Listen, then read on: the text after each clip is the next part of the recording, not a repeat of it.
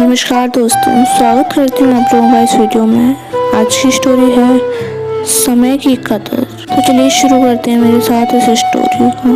एक गांव में 3 लड़के रहते थे, राम, श्याम और राजू। तीनों के पिता काफ़ी अमीर थे। तीनों का बचपन बहुत अच्छी तरह से गुजरा था। उनके माता पिता कभी भी उनकी कोई भी मांग को अनदेखा नहीं करते थे।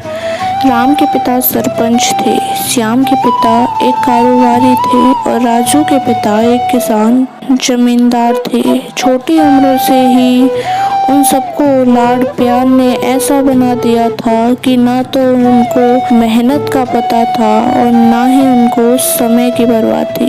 अक्सर वह सारा दिन बस घूमते रहते थे, नशे और अन्य भोगों विलास में डूबे रहते थे, जिससे उनके गांव वाले भी दुखी थे। सरपंच और बड़े लोगों के बच्चे होने के कारण उनकी कोई शिकायत कर पाने की हिम्मत नहीं कर पाता था, जिससे उनका मनोबल और बढ़ गया था। एक दिन उनके गांव में बहुत तेज बारिश हुई, जिससे सब लोगों को नुकसान हुआ, जिसमें इन तीनों के पिता भी थे। लेकिन इतना कुछ होने के बाद भी उनके बेटों का वही हाल था। वो बस घूमते रहते, नशा करते, भोगलास करते रहते थे। माँ बाप काफी चिंतित रहा करते थे। ये तीनों भले ही कितने गंदे थे, लेकिन इन तीनों के अंदर एक खास बात थी जिसकी पहचान किसी को नहीं थी और उनको खुद को भी पता नहीं था। राम एक बहुत अच्छा नेता प्रतिपक्ष था, क्योंकि अपने पिता के पास रहते हुए उसको इसका काफ़ी ज्ञान हो गया था, क्योंकि उसके पिता सरपंच थे। श्याम भी इस तरह से बिजनेस की समझ रखता था, क्योंकि उसके पिता एक कारोबारी थे और राजू खेती का काम जानता था, क्योंकि उसके पिता जमींदार थे। पर अपने गलत कामों की वजह से उन सब ने अपने टैलेंट पर ध्यान ही नहीं दिया, जो कि उनके सबसे बड़ी कमजोरी थी। इस तरह इनकी बदमाशियों को देखकर इनके पिता उन्हें सीख देने को सोची।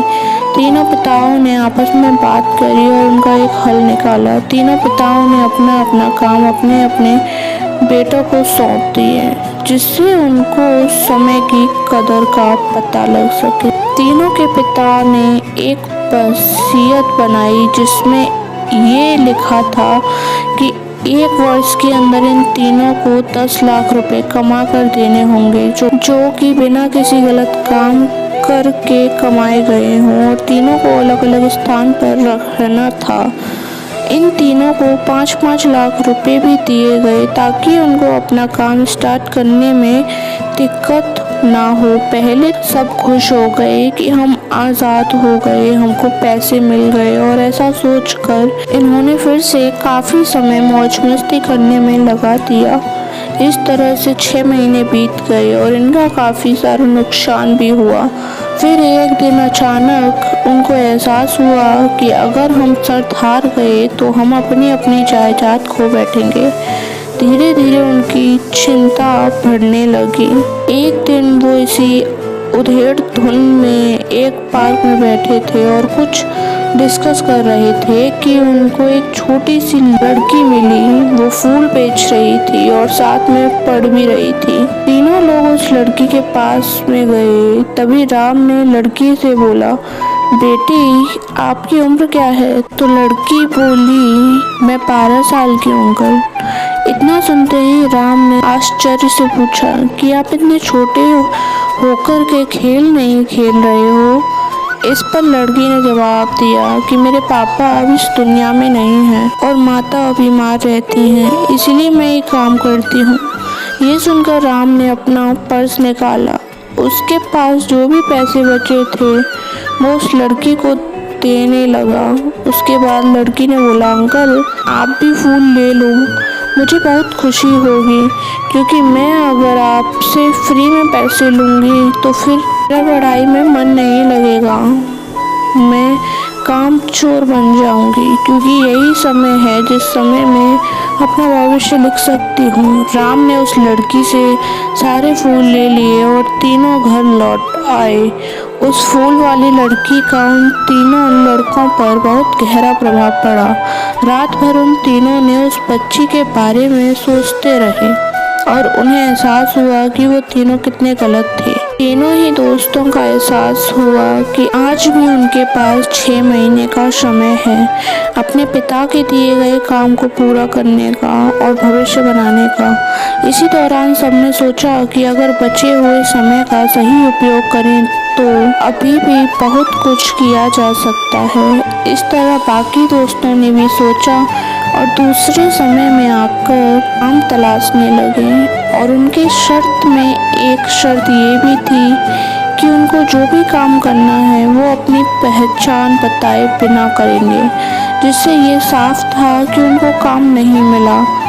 और जब काम नहीं मिला तो उन्होंने सोच लिया तो अब वो कुछ भी करेंगे तो अपने गांव में जाकर ही काम करेंगे, भले ही उनके पिता कुछ भी सोचे, लेकिन फिर भी अपने गांव में जाएंगे और अपने गांव में कुछ नए काम करेंगे, भले ही उनको अपने पिता की वसीयत ना मिले। तीनों लड़के अपने गांव में फिर से आए और अपने अपने पिताओं से जाकर के मिले और उन्होंने अपने अनुभव के बारे में बताया और बोला कि वो आगे से ऐसी गलती कभी नहीं करेंगे और वो उन्हें माफ़ कर दें। लेकिन पिता तो शर्त पे ही अड़े थे। लड़कों को कोई दया नहीं मिली। तीनों को फिर से दुख हुआ कि तीनों को अपनी गलती का एहसास होने के बाद भी उनके पिता उनका सपोर्ट नहीं कर रहे हैं और फिर से वो रात भर सोचते रहे कि अब क्या किया जाए। तीनों ने मिलकर एक स्कीम निकाली। राम अपने मित्रों के साथ मिलकर लोगों की प्रॉब्लम को सुलझाने लगा, जिससे उसको गांव की समस्या का ज्ञान हुआ। इसी तरह श्याम भी गांव के विकास के लिए नए नए तरीके सीख गया और राजू को किसानों और बीजों का ज्ञान हो जाने से उसको काफ़ी फायदा हुआ। तीनों ने मिलकर अपने बाकी पैसों को सही ढंग से सही जगह लगाकर गांव को एक नया रूप दे दिया। उनकी कड़ी मेहनत से गांव के लोग क्या दूसरे शहरों के लोग भी उनकी तारीफ करने लगे। उनका गांव तरक्की करने लगा।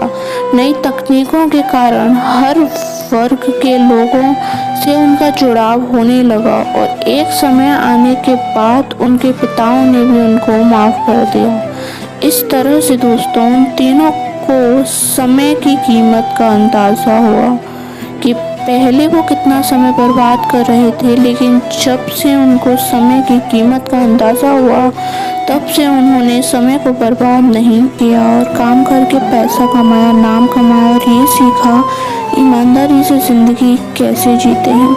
दोस्तों कुल मिलाकर कहने का मतलब यही है कि आप सभी समय को बर्बाद ना करें। अगर ये समय आपके हाथ से निकल गया तो कुछ नहीं कर सकते हैं।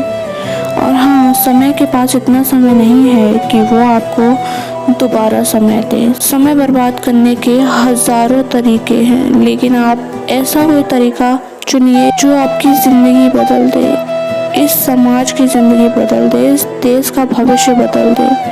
मुझे उम्मीद है ये स्टोरी आपको अच्छी लगी होगी। ज़िंदगी में आगे बढ़िए और अपनी कड़ी मेहनत से देश में खुद के नाम के साथ साथ दुनिया में भी देश का नाम कीजिए। और आप लोगों की वीडियो कैसी लगी मुझे कमेंट के माध्यम से ज़रूर बताइएगा।